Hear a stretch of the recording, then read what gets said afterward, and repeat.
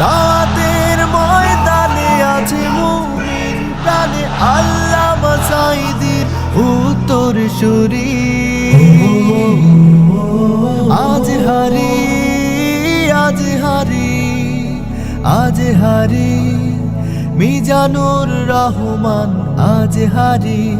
সিলেটের আলিয়া মাদ্রাসার যে ময়দান, সেখানে দীর্ঘ 33 বছর 34 বছর সরাসরি কোরআন থেকে তাফসির করে আপনাদেরকে শুনিয়েছেন এই ভূখণ্ডের তাফসির জগতের কিংবদন্তি শহীদ মরহুম আল্লামা দেলোয়ার হোসেন সাঈদী রাহিমাহুল্লাহ।